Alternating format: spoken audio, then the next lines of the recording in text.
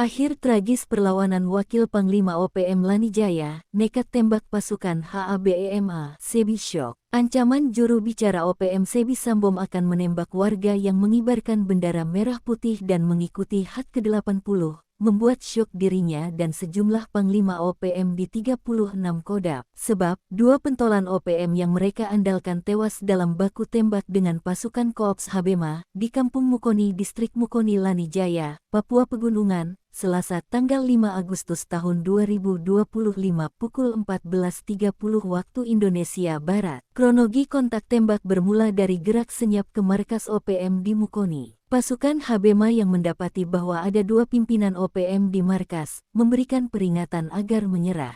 Namun, kedua pimpinan OPM itu, yakni Wakil Panglima Kodam Lani Jaya, Mayer Wenda alias Kuloy Wonda, dan adiknya Dani Wenda justru melepas tembakan. Tak ingin menjadi korban, petembak Jitu Kopassus kembali memberikan peringatan, namun tak digubris sehingga diarahkan ke target. Mayer Wenda dan adiknya Dani Wenda tewas, sementara puluhan anggota lainnya kabur. Diketahui, Mayer Wenda alias Kuloy Wonda masuk DPO berdasarkan laporan polisi nomor pada 2014 di Lani Jaya, tanggal 28 Juli tahun 2014. Kemudian kembali menjadi DPO atas laporan tanggal 9 Agustus tahun 2016. Diketahui, Mayer Wenda bukan figur baru dalam daftar buronan. Dia masuk dalam DPO Polda Papua sejak 2014 dan disebut terlibat dalam sejumlah aksi kejahatan. Daftar kejahatannya yakni pembakaran Mapolsek Pirime, pengadangan patroli Polri di Jalan Indawa Wamena, pembunuhan anggota Polres Tolikara dan perampasan senjata api. Lalu aksi kekerasan dan penganiayaan di distrik Indawa dan Pirime. Mayer diketahui kembali aktif memperkuat sayap bersenjata OPM sejak 2014